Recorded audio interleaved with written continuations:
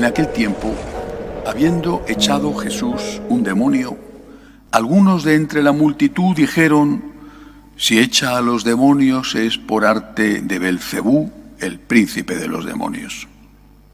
Otros, para ponerlo a prueba, le pedían un signo del cielo. Él, leyendo sus pensamientos, les dijo: todo reino en guerra civil va a la ruina y se derrumba casa tras casa. Si también Satanás está en guerra civil, ¿cómo mantendrá su reino? Vosotros decís que yo echo los demonios con el poder de Belcebú. Y si yo echo los demonios con el poder de Belcebú, vuestros hijos, ¿por arte de quién los echan? Por eso ellos mismos serán vuestros jueces. Pero si yo echo los demonios con el dedo de Dios, entonces es que el reino de Dios ha llegado a vosotros.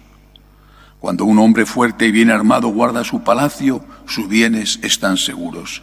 Pero si otro más fuerte lo asalta y lo vence, le quita las armas de que se fiaba y reparte el botín. El que no está conmigo está contra mí. El que no recoge conmigo, desparrama. Cuando un espíritu inmundo sale de un hombre, da vueltas por el desierto buscando un sitio para descansar. Pero como no lo encuentra, dice: volveré a la casa de donde salí. Al volver se la encuentra barrida y arreglada. Entonces va a acoger a otros 7 espíritus peores que él y se mete a vivir allí. Y el final de aquel hombre resulta peor que el principio. Palabra del Señor.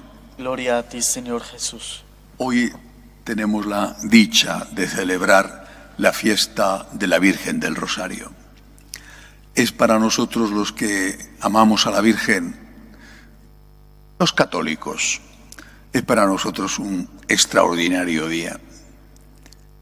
Y sobre todo lo es para aquellos que rezamos el Rosario. ¿Qué hay detrás de esa promesa del Señor de que el que rece el Rosario no morirá en pecado? Bueno, es una tradición, por supuesto, no es algo que se haya convertido en dogma de fe, pero es una tradición. ¿Qué hay detrás de eso?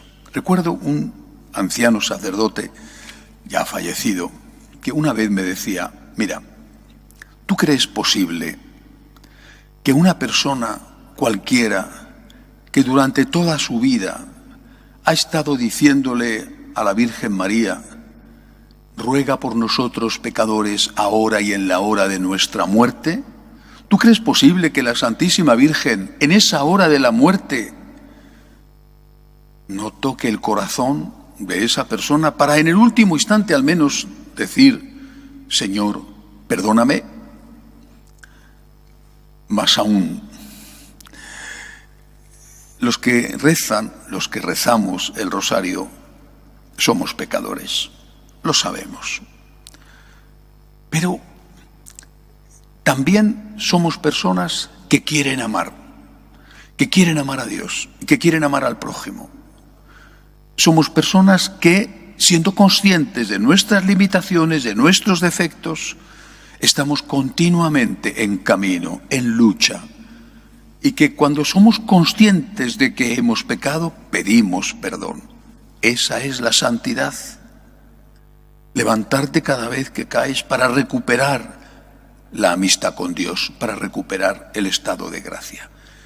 Y una persona que vive así, que si cae, que tampoco es que caemos todos los días, bueno, pero que si cae, se levanta, esa persona, cuando llega la hora de su muerte, está acostumbrada, en el caso de que estuviera en pecado en ese momento, está acostumbrado a decir: Señor, perdóname. El Rosario es nuestra tabla de salvación. Me parece muy difícil, por no decir imposible, que alguien que ame a la Virgen se condene y que alguien que rece el Rosario se condene. Me parece muy difícil. Dejamos las cosas en manos de Dios porque no sabemos lo que hay en el alma de cada uno o cómo será el final de cada uno. Pero el que reza el Rosario está con la Virgen, y el que está con la Virgen, al menos en el último minuto, va a recibir la gracia para decir: Señor, perdóname. Pero eso es en el último minuto. Lo normal es que esto sea cotidiano.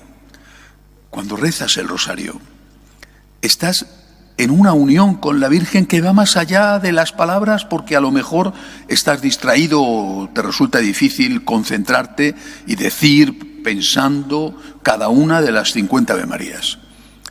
Vale, estás en comunión con la Virgen y eso te llena el alma de paz, te da esa luz que procede de María, la Madre del Verbo encarnado, te da la esperanza que procede de María.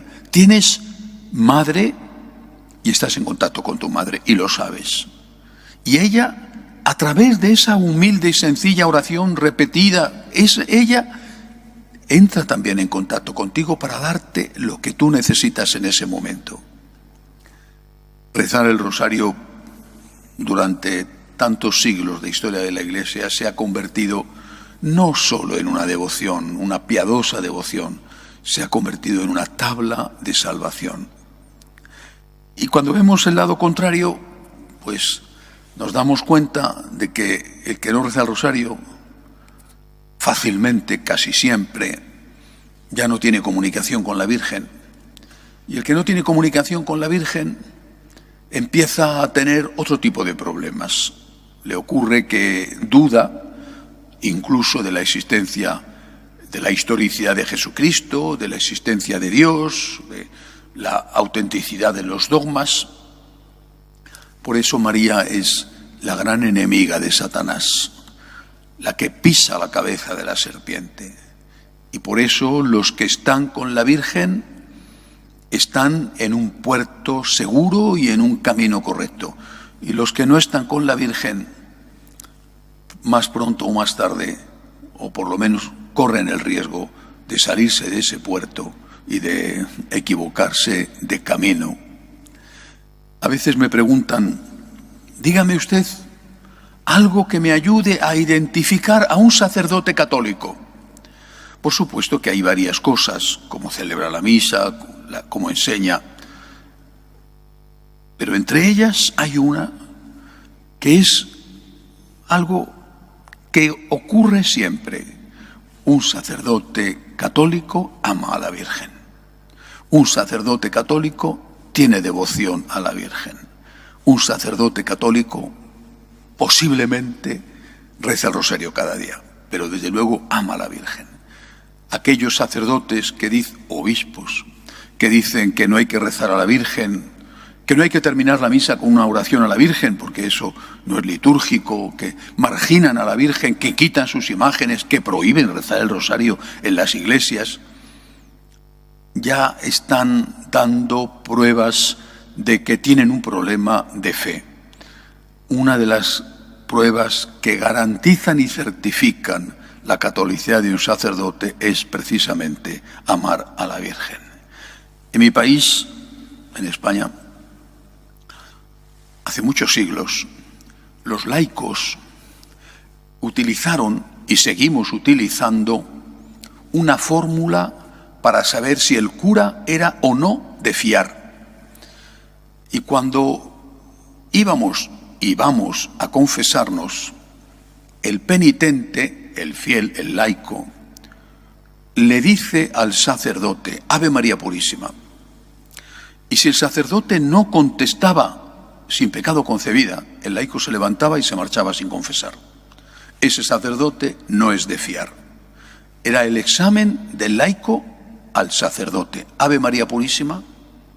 Si no confesaba la virginidad, la pureza, la inmaculada concepción de María, ese sacerdote era, por lo menos, digno de desconfianza. Me voy de aquí porque a saber lo que me va a decir en la confesión. Nosotros seguimos haciendo lo mismo. Y esta es una prueba que nos ayuda a saber si un sacerdote es de verdad católico o no. Ama a la Virgen, difunde la devoción a la Virgen, aunque tendrá sus defectos, pero ese sacerdote quiere amar a Dios y ese sacerdote probablemente te va a enseñar las cosas correctas. Que así sea.